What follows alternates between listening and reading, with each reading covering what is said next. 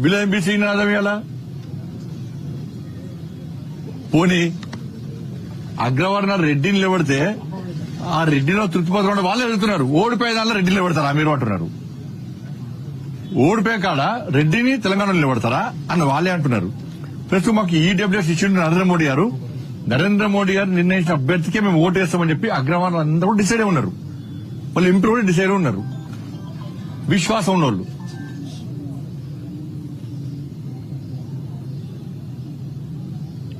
అంటే వాళ్ళు ఏమంటారంటే రాహుల్ గాంధీ మహాదేవ్పూర్ అది బయట పెట్టిన తర్వాత దేశవ్యాప్తంగా మాకు ఈ అనుమానాలు ఉన్నాయి, తెలంగాణలో కూడా మరి వాళ్ళ ఎంపీ ఆయన మీద కూడా మేమే గెలుస్తున్నాం.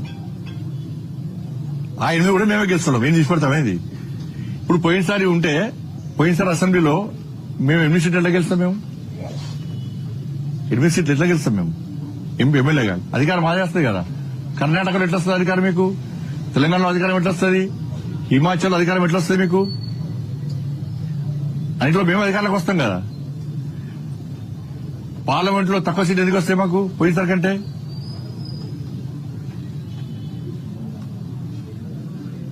కాబట్టి ఇది అవగాహన లేకుండా మాట్లాడము, ఏదో బండి సంజయ్ తెలిస్తే బ్రేకింగ్లు వస్తాయని మాట్లాడము.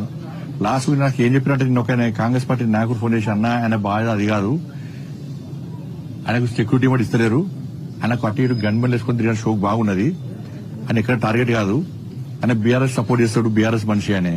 కాబట్టి బీజేపీని తిడితే అక్కడిక్కడ యాత్రను అడ్డుకుంటే సెక్యూరిటీ పేరుతోనే గన్మెన్ వేసుకొని తిరగాలని చెప్పి షోక్ ఉన్నది కాబట్టి ఇది చేస్తుండు.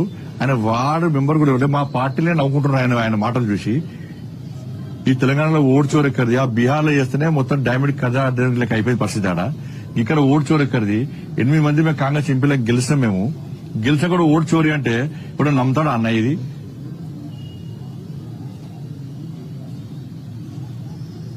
నేను గెలిచాక వెంటనే ఎందుకు ఎలక్షన్ కమిషన్ కంప్లైంట్ ఎందుకు ఇవ్వలే? ఎందుకు పిటిషన్ ఇవ్వలే? ఆయనను ఎవరు నియమించారో వాళ్ళ చెప్తున్న వాళ్ళే ఒప్పుకునే పరిస్థితి వచ్చింది ఇవాళ. తెలంగాణలో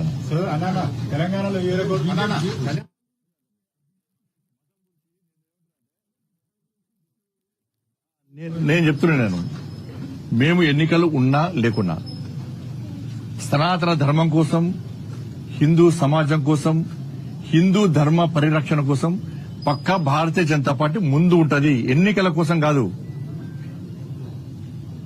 ఎన్నికలు ఉన్నా ధర్మం గురించి చెప్తాం, ఎన్నికలు లేకుండా ధర్మం కోసం కొట్టాడతాం. జైలుకు పోయినాం, లాడి చాచి దెబ్బలు తిన్నాం. మేము బైన్సాలో పేద హిందువుల ఇల్లు కాలబెట్టినప్పుడు ఏడవేరు వీళ్ళు కాంగ్రెస్ వాళ్ళు, పేదల ఇల్లు కాలబెట్టినప్పుడు ఏడవేరు కాంగ్రెస్ వాళ్ళు.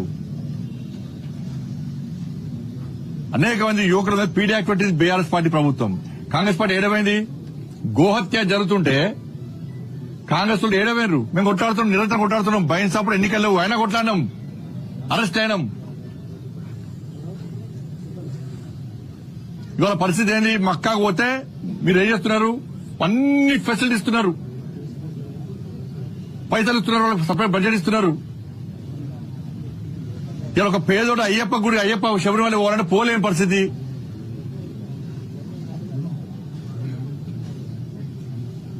దర్శనం అంటే పోలేని పరిస్థితి.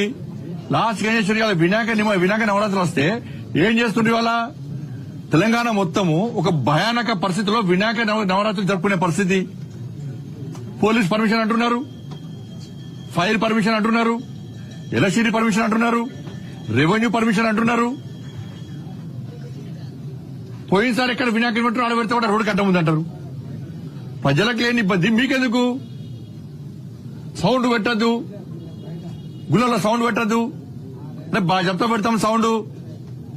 ప్రజలకు ఇబ్బంది కాకుండా చట్టానికి లోబడి పక్కా పెడతాం సౌండ్. దులు తీసుకోవద్దు, ఈ టైం వరకు తీసుకోవాలి. ఇది అమీర్ చేసేది.